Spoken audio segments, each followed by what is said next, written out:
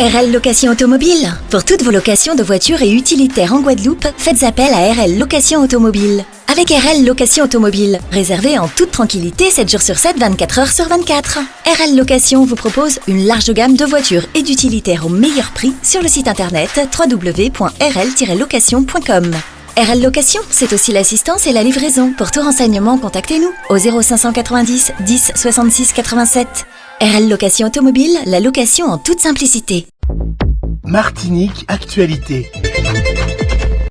À la municipalité du Lamentin, ce sont environ 50 agents qui sont pris en charge par la cellule d'urgence médico-psychologique de l'État pour surmonter le traumatisme causé par la disparition de 2 de leurs collègues dans le crash du Cessna à la Dominique. Je vous le disais en titre, les locaux du comité territorial olympique et sportif de Martinique, le CROSMA, sont en très mauvais état, limite insalubre. Le personnel s'est mobilisé pour que la CTM lui construise un nouveau siège. Pour l'instant, il se fait héberger par l'Institut martiniquais du sport. Dans un tout autre secteur, l'hôpital de Trinité attend lui aussi une nécessaire réfection. Il sera intéressant de voir si ces 2 bâtiments construits avec les matériaux de l'époque et à la façon de l'époque, il y a donc plusieurs dizaines d'années, bénéficieront des progrès réalisés depuis en matière de construction, comme en ont bénéficié par exemple l'hôtel de police ou les bâtiments érigés au rond-point de Kerlis. C'est assez exceptionnel pour être signalé. La question de la vie chère dans les régions ultra-périphériques de la France est en train d'être traitée par les instances européennes. En particulier, l'Europe se demande si la France est en règle concernant le code de la concurrence. Pour s'en assurer, une enquête a été demandée sur plusieurs distributeurs, Safo, Parfaite et surtout, semble-t-il, sur le groupe Bernard Ayotte. Cette enquête devrait être menée dans les semaines qui viennent. On le sait, dans l'affaire de l'intrusion de Rodrigue Petitot à la résidence préfectorale, le leader du RPRAC avait été condamné à 1 an de prison. 1 an de prison qu'il purge avec un bracelet électronique. Le procureur de la République, qui avait demandé 30 mois de prison, dont 15 avec sursis, a fait appel. Cette affaire sera donc jugée à nouveau, l'occasion pour les avocats de la défense de plaider la relaxe, comme ils l'ont déjà fait. L'Assemblée nationale a voté mercredi soir une allocation exceptionnelle de 115 à 200 € pour les familles monoparentales précaires. Ce dispositif complète la prime de Noël 2023, une proposition socialiste soutenue par le gouvernement. La mesure devrait concerner environ 600 000 familles pour un coût de 70 millions d'euros, selon le Parti socialiste.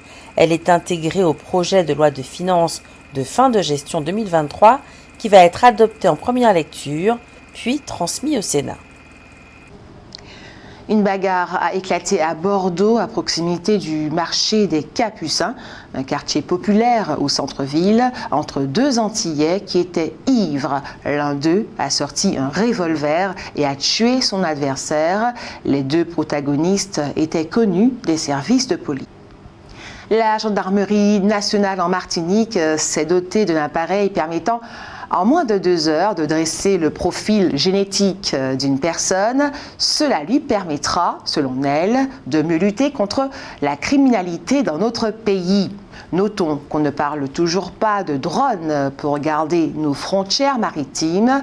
On ne parle pas non plus de radar, même si cette technologie semble dépassée lorsque l'on sait à quel point les drones peuvent être efficaces.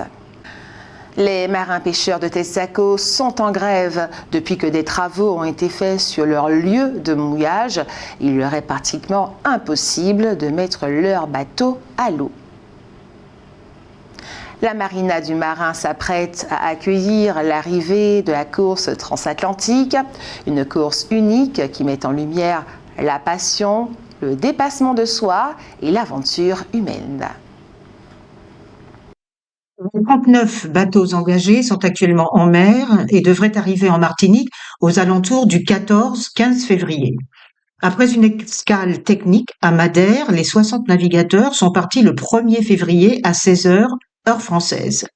Cette course a pour vocation de mettre en lumière la Martinique comme destination de choix pour la plaisance et les courses au large. Avec ses infrastructures modernes et son cadre exceptionnel, la Marina du Marin est une escale prisée des navigateurs du monde entier. Simon Jean-Joseph, PDG de Marine Connect Group, qui gère notamment la Marina du Marin, souligne, citons-le, que ces événements incarnent parfaitement les valeurs du sport, du dépassement de soi et du courage. Nous admirons ces marins qui relèvent ce formidable défi avec passion et détermination.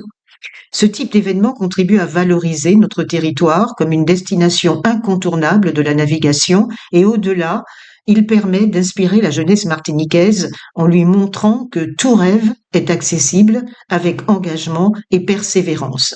Fin de citation. Et concernant la chlordécone, alors que 1286 personnes ont intenté une action en justice pour être indemnisées, le rapporteur public à la Cour administrative d'appel de Paris a estimé que seules 9 personnes touchées par le cancer de la prostate pouvaient prétendre à une indemnisation. La Cour rendra sa décision dans la première semaine de mars. Rappelons que selon Santé publique France, plus de 90% de la population adulte en Guadeloupe et Martinique est contaminée par le chlordécone, mais c'est un chiffre contestable parce que peu de Martiniquais se sont fait tester malgré la gratuité de ces tests.